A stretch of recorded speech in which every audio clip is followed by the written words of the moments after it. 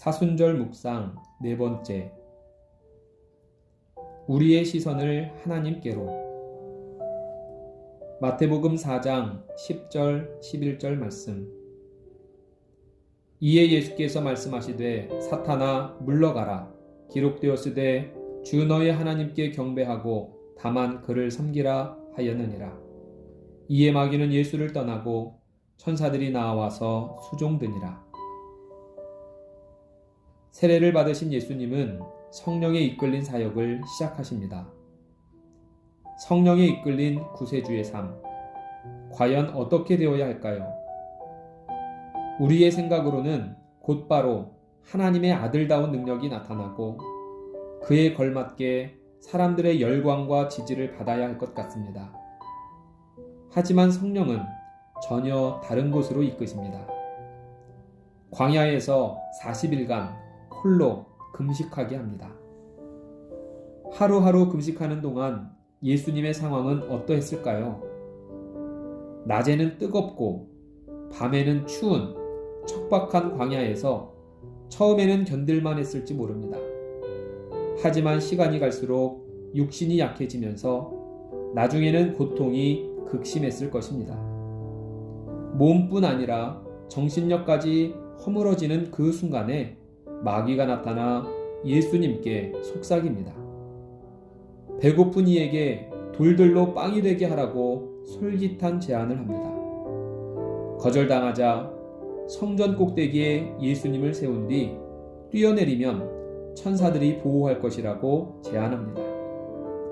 이 역시 통하지 않자 마지막으로 세계의 화려한 문명을 보여주며 자신에게 절하면 이 모든 영광을 주겠다고 제안합니다.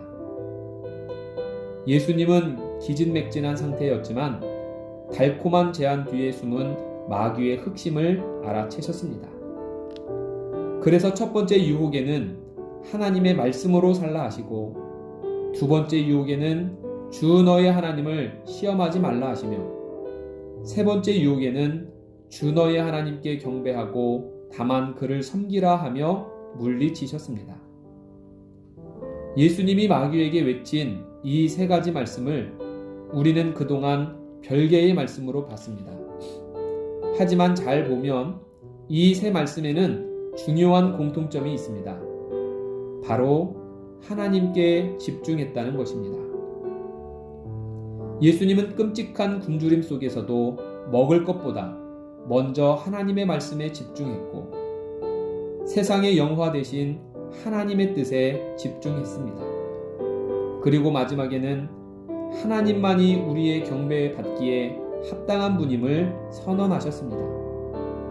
즉 예수님은 무슨 제안을 받든지 가장 먼저 하나님께 집중했기에 마귀의 잘못된 제안을 단호하게 물리치실 수 있었습니다. 우리도 살면서 하나님의 것인지 마귀의 것인지 좀처럼 구분할 수 없는 속삭임을 듣습니다. 그때 누구의 것인지 어떻게 알 수 있을까요? 성경은 그 답을 분명하게 알려주고 있습니다. 우리의 시선을 하나님께 두는 길을 선택하십시오. 당장은 아쉬울 수 있습니다. 그러나 내 시선을 하나님께 두면 하나님께서 험한 세상에서 늘 승리하도록 도우실 것입니다. 기도하겠습니다. 살다 보면 하나님의 음성인지 마귀의 음성인지 어느 길로 가야 할지 막막할 때가 있습니다. 그럴 때마다 예수님이 보여주시고 가르쳐주신 명확한 기준을 기억하게 하옵소서. 하나님을 신뢰하게 하시고 하나님께 더욱 집중하는 길을 선택하게 하여 주옵소서. 우리 주 예수님의 이름으로